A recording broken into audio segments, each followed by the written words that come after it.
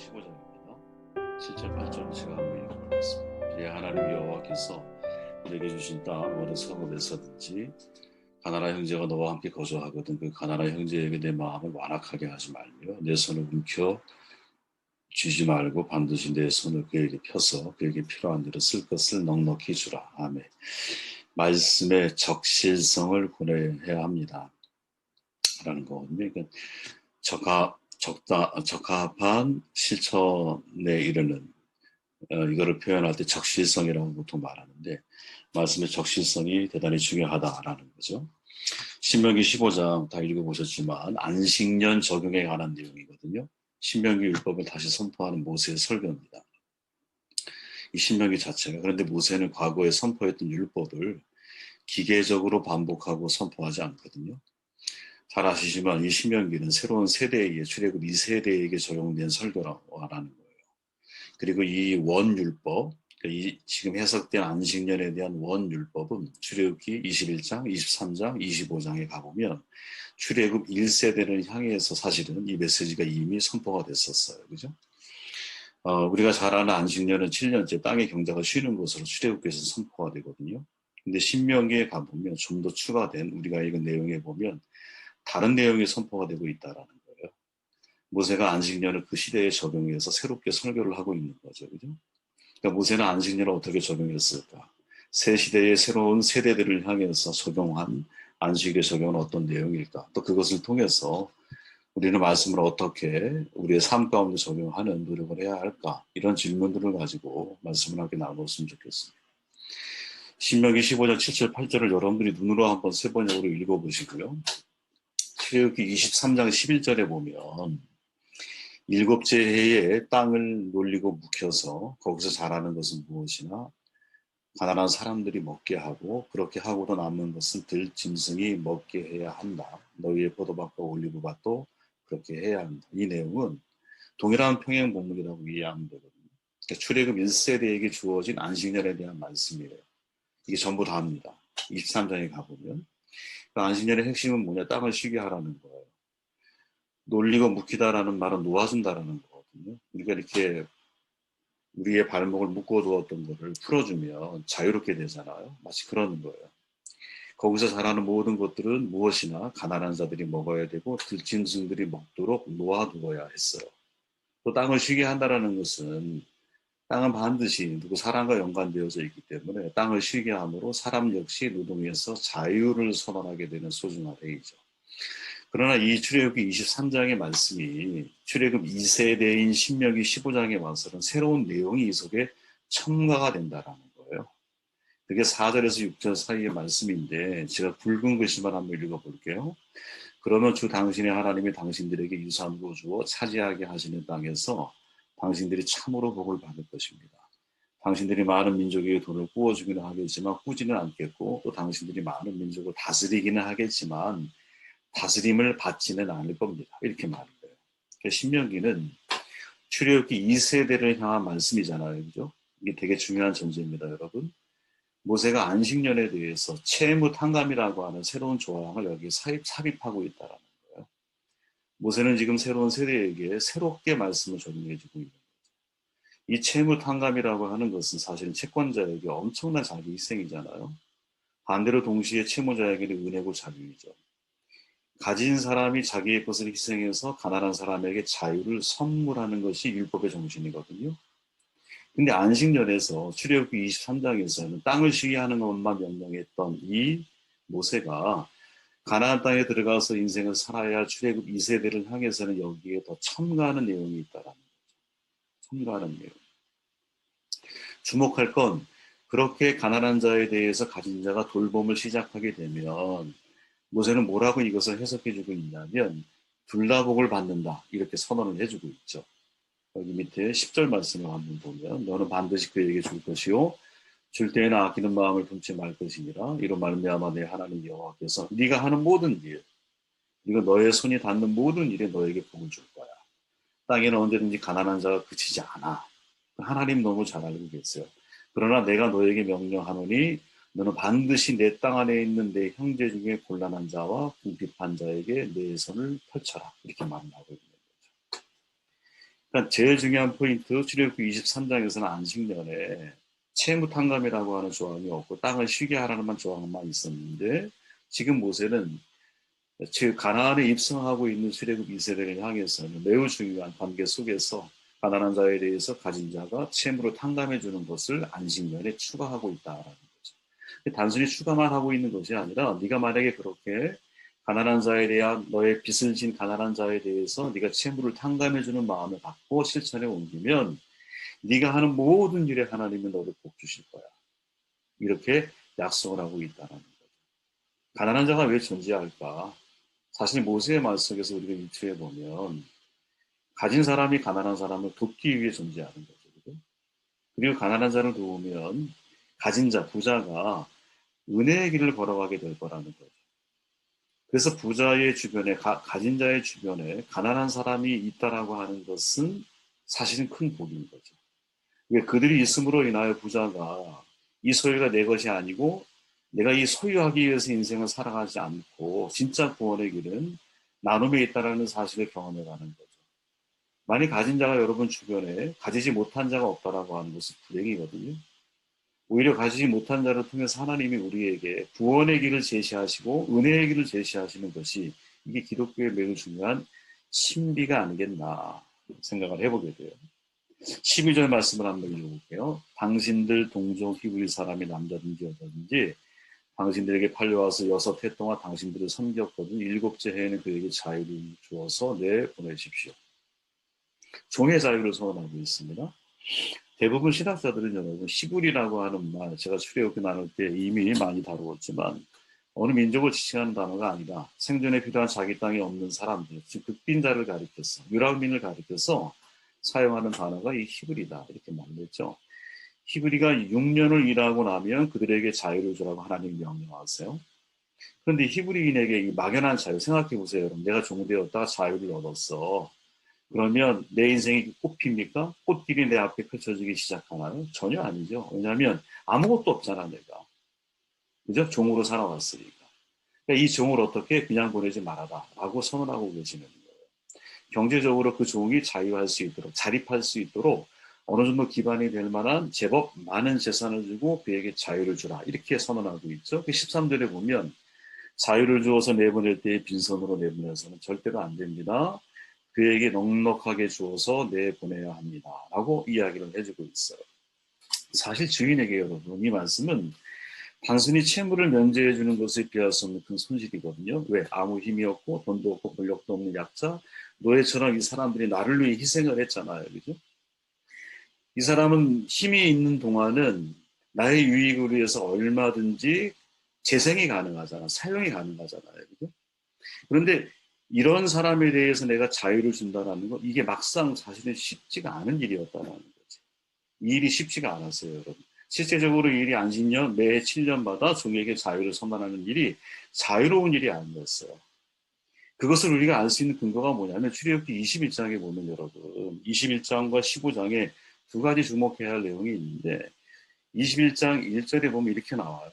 내가 백성 앞에 세울 법규는 이러하니라. 내가 히브리 종을 사면 그는 6해 동안 섬길 것이요 7째 해에는 몸값을 물지 않고 나가 자유인이 될 것이며 자유인이 되라 이렇게 선언하거든요.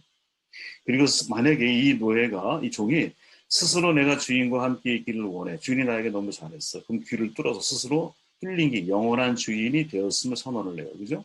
근데 내용을 여러분 잘 읽어보면 이거는 주인에게 하는 말이 아니에요, 여러분. 그죠? 왜? 나가 자유인이 되라 이렇게 말하잖아요. 아니 주인은 원래 자유인이야. 그럼 자유인이 되라라고 하는 말, 이 말의 대상은 누구예요? 종에게 지금 향해 있는 거지. 그런데 신명기의 말씀을 읽어보면 여러분 종에게 향한 말씀이 아니에요. 15절에 보면 너는 애굽 땅에게 종되었던 것과 내 하나님 여호와께서 너를 속량하셨음을 기억하라. 그것으로 말미암아 내가 오늘 다시 내게 명령하노라. 종의 자유를 여러분 출애굽기 21장에서는 대단히 윤리적인 측면으로 이야기를 하거든요. 근데 신명기에 넘어와서는 이 문제를 대단히 의무적인 문제, 명령으로다가 새롭게 해석을 해주고 있다. 그리고 더 중요한 건 뭐냐면 네가 만약에 이렇게 종에게 안식년 7년째 되는 날 자유를 주게 되면 하나님이 너를 가만히 두지 않는다. 13절에 뭐라고 말합니까? 그를 놓아 자유하게 될 때는 빈손으로 가게 하지 말고 내 양 무리 중에 타작 마당에서와 포도주들에서 그에게 후히 줄지니 곧 네 하나님 여호와께서 내게 복을 주신 대로 그에게 줘라 라고 말하고 18절에 대해서는 그 결과를 6해 동안의 품꾼의 삭세 배나 받은 만큼 너를 섬겼은즉 너는 그를 놓아 자유하게 어렵게 하지 말아라. 그리하면 내 하나님 여호와께서 내 범사에 내게 복을 주시리라.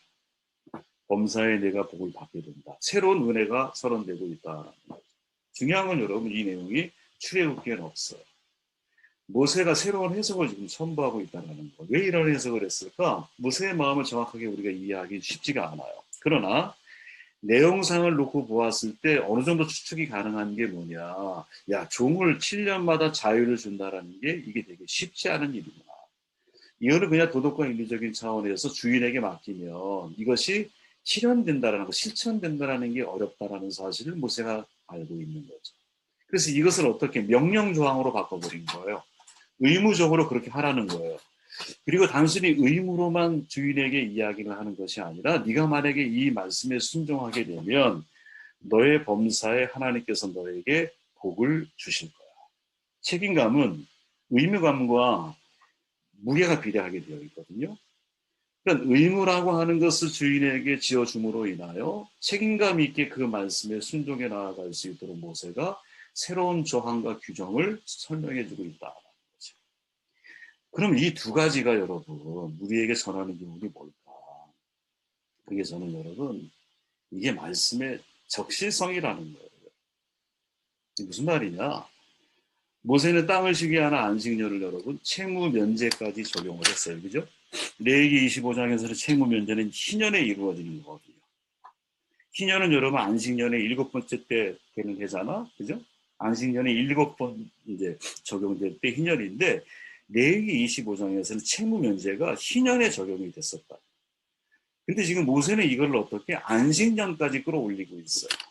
그리고 네가 이 채무 면제에 대해서 실천에 옮기게 되면 하나님이 네가 손으로 하는 모든 일을 복 주실 거야라고 약속의 말씀까지 규정을 해주고 있어요. 종의 자유를 여러분 윤리에서 의무로 규정을 해주고 있어요. 출애굽기 21장에는 없는 기록이에요. 그리고 그 말씀에 순종할 경우에 범사의 복을 받을 것을 약속을 해주고 있어요. 다 새로운 내용이 추가되고 있는 거예요. 그러니까 지금 모세는 안식년이라고 하는 매우 이스라엘에게 있어서 중요한 율법, 이 율법의 항목을 새 시대에 맞게 새롭게 해석하고 새롭게 적용을 해주고 있다는 거죠. 안식일의 본질을 벗어나지 않으면서 안식년의 정신을 더 구체적으로 실천할 수 있도록 현실적인 적용을 제시해주고 있다는 거예요. 그리고 이 해석을 통해서 출애굽기 2세대들이 야, 내가 가나안에 들어갔을지라도 가나안 이웃들을 내가 어떻게 대해야 하는지, 안식년과 희년의 제도를 통해서 내 안에 있는 인간적인 욕망과 탐욕을 통제하고 하나님이 내게 함께하게 하신 사람들을 긍휼히 볼 줄 아는 눈을 갖게 되는 것이죠. 사실은 이 정화장치가 지금 이 말씀 속에 내포되어져 있죠. 그죠? 아마도 모세는 하나님이 나에게 주신 율법을 자기가 속한 땅에 어떻게 해석을 하고 적용해야 하는지를 끊임없이 묵상했을 거예요. 여러분 율법은 말씀은 화석이 아니거든요. 네, 잘 기억하셔야 됩니다. 율법은 화석이 아니에요. 하나님의 말씀은 화석이 아니에요. 하나님의 말씀은 인격적인 말씀이기 때문에 이것이 비록 과거 수천 년 전에 선포된 말씀이라 할지라도 이 말씀이 오늘날 나에게 살아서 역사하는 거거든요. 그럼 오늘날 나에게 살아서 역사하기까지 반드시 이 말씀을 전달해 주는 그 누군가, 이어주는 역할을 하는 그 커넥터 역할을 하는 사람들에게 반드시 필요한 것 중에 하나가 뭐냐. 그거는 이 말씀을 시대에 맞게 바르게 해석을 하고 적용할 수 있도록 도와줘야 한다. 여러분 어떤 시대에든 간에 문제는요. 말씀의 부재가 아니에요. 말씀의 적실성에 담겨 있습니다. 한 시대의 생명을 살린 말씀이 여러분 다음 시대에는요. 생명을 죽이는 말씀이 될 수도 있어요. 말씀을 전하고 여러분 다들 이제 그런 사명이 있잖아. 그죠? 내가 누구를 만든 하나님 말씀을 해석해서 각 사람을 향하신 하나님의 뜻을 이제 전달하는 그런 사명들이 여러분들에게 다 있으실 텐데 이 설교자의 사명은요, 이전 시대 설교자와 예언자가 선포한 말씀을 아무런 비판 없이 내가 답습하는 게 아니거든요. 그 말씀을 오늘 나에게, 혹은 오늘 너에게, 오늘 우리에게 하나님께서 어떻게 말씀하고 계시는가에 대해서 새롭게 내가 재해석하고 적용하고 또 그것을 깊이 정말 어떤 그 시대에 맞는 말씀으로다가 바꾸는 작업들을 계속 고민해야 되는 거거든요. 여러분, 역사 성경에 보면 이사야 선지자가 있고 예레미야 선지자가 있어요. 둘이 약 100년 차이가 나거든요. 그런데 이 선지자의 예언이 달라요. 예레미야 시대에 여러분 유다가 바벨론이라고 하는 거대한 제국이 확장해 오면서 국가적으로 재난 상황에 처해 있었어요. 이때 예레미야는요, 바벨론에게 항복하는 것이 하나님의 뜻이다, 이렇게 심판의 메시지를 선포해요. 예레미야가 보통 우리 같으면 여러분 왕들에게, 그죠? 내가 함께하고 있는 유다 왕들에게 하나님이 우리를 지키셔서 바벨론을 이기게 하실 겁니다 라고 말할 거 아니에요. 그런데 이렇게 메시지를 전하는 사람들이 있었어요. 실제로 예레미야 시대에. 그게 누구냐? 하나냐라고 하는 선지자를 비롯해서 많은 예언자들이 하나님이 우리를 이기게 하실 거야, 이렇게 말을 해요. 근데 정반대편에서 눈물의 선지자를 알린 예레미야는 통곡을 해요. 하나님이 우리를 바벨론에게 굴복시킬 겁니다. 바벨론에게 항복하는 게 하나님의 뜻입니다. 그러면서 막 가슴 아파하는 거야. 근데 왜 하나냐는 정반대의 메시지를 전했느냐? 정반대의 메시지를 누가 전했냐면 이사야가 전했거든요. 100년 전에. 그때는 그게 하나님이 이사야를 통해서 그 시대에 맞는 메시지였어. 그러나 하나냐가 그 이사야의 메시지를 여과 없이 사실은 누구에게? 내가 지금 내가 정권 밑에서 일하고 있는 선지자의 예언자이잖아. 그들에게 여과 없이 그 말씀을 그대로 전달하고 있는 거지. 그래서 여러분, 제가 엊그제 나눈 말씀처럼 한 사람이 참 선지자가 될 수도 있고 거짓 선지자가 될 수도 있는 거예요. 거짓 선지자가 정해져 있느냐? 그건 아니라고 봐요. 베드로가 한순간에 예수를 잘 믿는 신학이어서 한순간에 사탄의 어떤 종으로 전락을 하듯이 여러분, 우리의 신앙이 항상 그럴 수 있다는 거지. 그때 중요한 기준이 뭐냐? 내가 지금 말씀을 듣고 있는데 이 말씀을 과거의 화석처럼 지금 나에게 하나님이 하시려고 하는 말씀으로 이 말씀을 이해하고 그러한 재해석의 과정을 내가 거치지 않는다면 내가 전하는 말씀이 전혀 하나님과 아무런 상관이 없는 메시지가 될 수도 있고, 내가 전하는 말씀이 지금 우리 모두에게 적합한 말씀이 되지 않을 수도 있다는 거지. 여러분, 욥의 친구들이 와서요, 욥에게 말하잖아요. 하나님은 죄 없는 자를 심판하지 않아. 네가 하나님 앞에 회개하면 하나님이 너를 회복시켜 주실 거야. 욥에게 와서 이렇게 말하죠. 그런데 하나님의 결론은 뭐였어요? 이들이 틀렸다는 거예요, 여러분. 이들이 틀린 거예요. 욥이 하나님 앞에 사실을 가지고 있었던 중심이 더 옳은 거예요. 더. 그렇게 여러분, 이제 저도 마찬가지지만 여러분들이 인생을 살아갈 때 하나님 말씀에 대해서 어떻게 선포되어지고 또 내가 하나님 말씀을 읽어가는 과정에서 항상 질문해야 할 게, 하나님, 이 말씀이 제가 어떻게 이 말씀을 해석해서 제 삶 가운데 적용을 해야 할까? 이 질문을 가지고 여러분들이 특히 이제 사명의 길을 걸어야 하실 분들은 이 질문을 가지고 말씀을 항상 접해야 되지 않을까, 이런 생각이 들어요. 오늘날 여러분, 말씀의 부재가 문제가 아닙니다. 항상 어떤 시대이건 말씀의 적실성이 문제인 거예요.